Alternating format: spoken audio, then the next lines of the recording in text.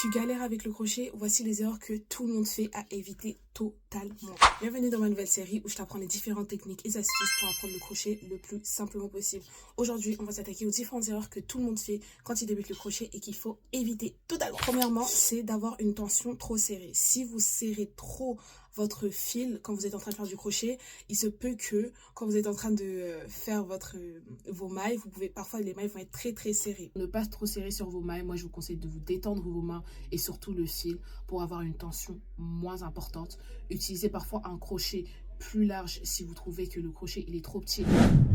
Deuxième problème aussi, c'est si vous prenez un mauvais choix de fil. Si vous prenez un mauvais choix de fil, il se peut que si vous ne voyez pas très bien vos mailles et que ça soit assez difficile de compter ou même de voir le mauvais fil, il y a plusieurs solutions. Vous pouvez aussi regarder sur l'étiquette de votre pelote de laine où on peut vous dire par exemple le crochet qui est correspondant ou celui qui sera le mieux avec ce projet-là.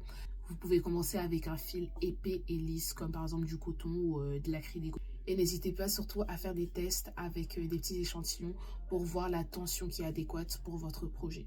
Surtout, il faut éviter les fils poilus ou trop fins au début. Ça peut vraiment donner des mailles très serrées.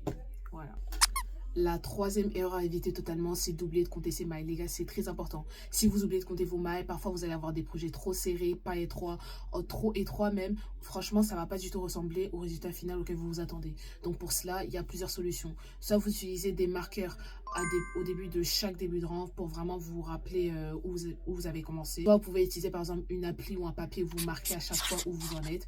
Ou même encore, vous pouvez compter régulièrement vos mailles, par exemple tous les 10 ou 15 mailles. Voilà. Si tu veux progresser vite, n'hésite pas d'enregistrer cette vidéo et dis-moi en commentaire c'est quoi les erreurs que tu as fait en tant que débutant. Sur ce, on se retrouve pour la partie 5. Bisous!